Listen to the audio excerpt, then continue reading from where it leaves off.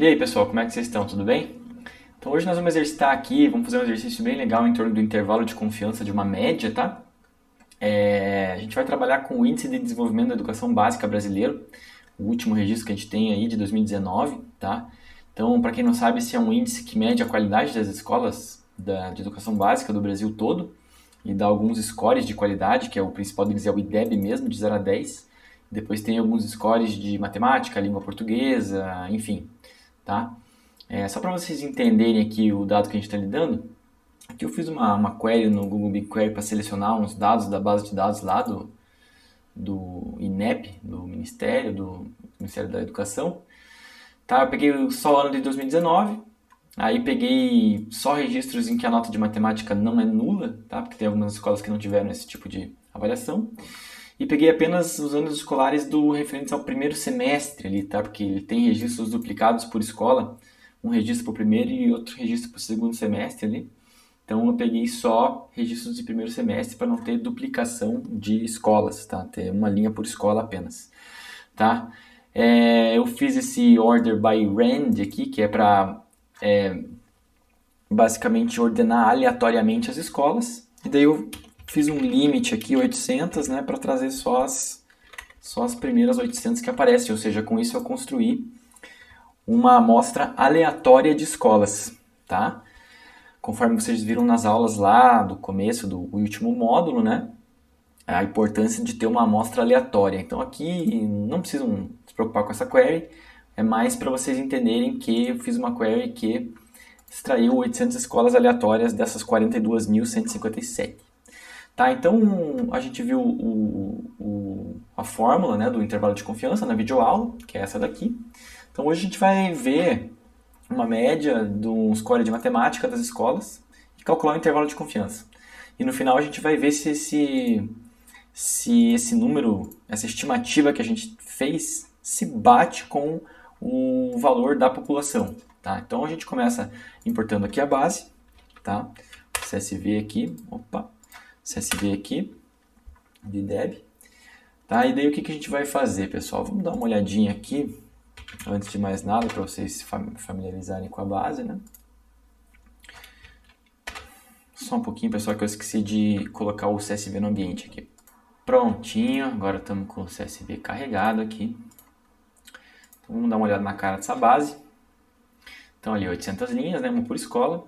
A gente tem aqui estado, município, o ID da escola, a rede da escola, se é municipal ou estadual, ensino, se é fundamental, básico. Anos escolares, taxa de aprovação, aí tem alguns indicadores interessantes, né? Rendimento, nota de matemática, nota de língua portuguesa, média padronizada da escola, o IDEB e uma projeção aqui de IDEB, que é um outro dado gerado pelo Ministério da Educação, tá? Bom, vamos lá então. Vamos trabalhar com a nota de matemática inicialmente, pessoal. Beleza? Então vamos lá. O que a gente precisa? A gente precisa aqui, se exemplo da forma, a gente precisa da média amostral, a gente precisa do score Z, né? A gente precisa do que é baseado no nível de confiança, né? A gente precisa do desvio padrão da amostra e do tamanho da nossa amostra. Então vamos calcular cada coisa? Vamos lá. Então, primeiro vamos calcular a média da coluna nota SAEB matemática, que é a função min, certo? O que a gente vai precisar também? Intervalo de desvio padrão, vamos chamar aqui de STD, da mesma coluna, e a fórmula é STD, correto? O que a gente vai precisar também? Tamanho da amostra. O tamanho da amostra a gente pode pegar usando a função len, né? Que vai trazer o tamanho, a quantidade de linhas dessa base aqui, que é igual à nossa amostra. Porque aqui a gente garante que a gente sabe que é uma linha por escola, né, pessoal?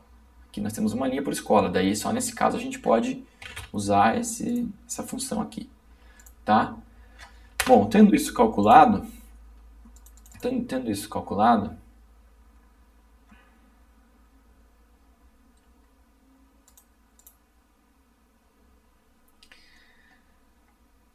me desculpe o meu computador aqui, pessoal.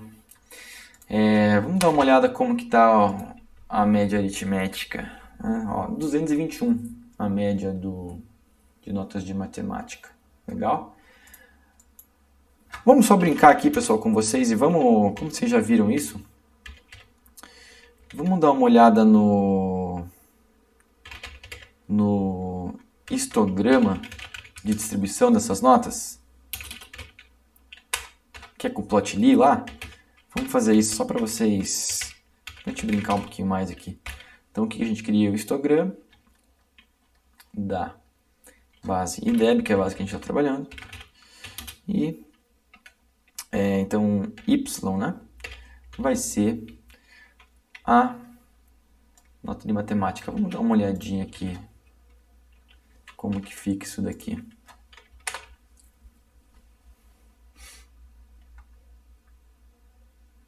Carregando. Como é bem melhor ver o histograma, na verdade, na vertical, né? Vamos pedir X aqui.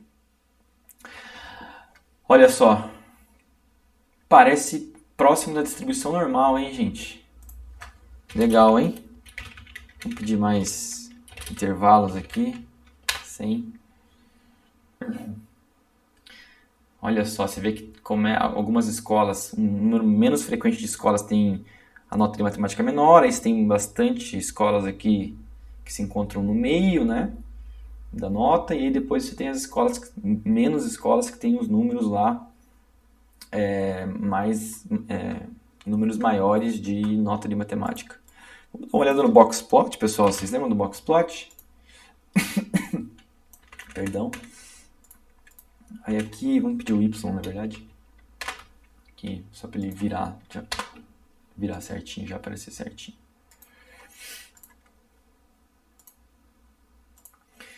Tá aí, ó. Vocês veem que tem alguns outliers aqui, né? Tem algumas escolas que desempenham muito acima mesmo do que a média. Tem os quartis aqui. Então, a mediana de 221, que é bem próximo da nossa média, né, pessoal? Isso é mais um indicador que estamos lidando com uma distribuição simétrica, né? Próxima da nossa média, a mediana. O mínimo, o máximo, primeiro quartil, terceiro quartil. Legal, né? Mas beleza, vamos agora voltar para o nosso objetivo aqui. O que a gente precisa mais? A gente precisa do valor Z, né, pessoal? Eu expliquei para vocês na videoaula sobre aquela tabelinha, né? Mas o legal é que no Python, gente, tem tudo. Vocês não precisam se preocupar em olhar a tabelinha, tá? Aqui vocês precisam importar só uma biblioteca chamada CPy, tá? O módulo stats dela, que eles têm pronto já essa informação, tá? O que a gente precisa declarar? Só a gente precisa declarar o alfa, que é o quê? É a probabilidade de erro que a gente quer, lembram? O máximo de erro que a gente quer. Então vamos colocar aqui probabilidade de erro, tá? E aí o nível de confiança, vocês lembram que ele sempre é 1 menos o erro, então aqui a gente estaria trabalhando com 95% de confiança, tá? Então, qual que é a função que a gente chama lá do CPy? É a seguinte, ó, norm.ppf, tá? Aí aqui a gente poderia colocar, o que a gente precisa colocar aqui? 1 é o nível de confiança, então é 1 menos o alfa, e aqui é sobre 2, pessoal, tá? Professor, por que é sobre 2? Porque no intervalo de confiança a gente quer ter um total de 5% de erro. Mas vocês concordam que esse erro pode ser tanto para cima quanto para baixo da média? Então a gente vai poder errar 2,5% para cima e 2,5% para baixo, porque aí a soma desses dois erros dá 5%, certo? Então, por isso que a gente tem que dividir o alfa aqui por 2, é só por isso, tá? Naquela tabelinha que eu mostrei para vocês lá, já é um exemplo de teste que a gente só quer errar para cima, por exemplo. Aí o alfa não seria dividido por 2, tá? Então, essa é a diferença. Então, por isso que a gente tem que chamar alfa dividido por 2 aqui, tá? Aí a gente vai ter Z. Tá, vamos calcular aqui Z. Então, olha lá, 1,96. Lembram? Para 95% de confiança, se vocês forem na tabelinha do Z lá, vocês vão ver que o valor é 1,96. Então, o CPy já traz para a gente aqui o valor de Z. Beleza? Agora vamos aplicar a fórmula, então, do intervalo de confiança. A gente vai precisar importar o NumPy, porque a gente precisa de uma raiz quadrada lá, que só o NumPy tem mais fácil, tá? O que a gente vai calcular? O limite superior do intervalo de confiança, que é o quê?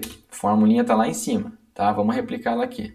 X mais Z vezes desvio padrão, divididos, aqui a raiz quadrada é NumPy SQRT, Square Root, essa é a função do NumPy, tá? Do que? Do tamanho da amostra, ou seja, N. Da mesma forma, o IC, ou seja, o limite inferior do intervalo de confiança vai ser a mesma coisa, só que em vez de mais, vai ser menos, lembram? É isso. Aí agora vamos salvar esses três valores, na verdade. Vamos salvar os dois limites e a média num data frame aqui. Então, o data frame vai ser o quê? Vai ser o limite inferior, o x, que é a média, né? E o limite superior. Tá? Daí vamos arredondar esse valor com 3 casas decimais aqui.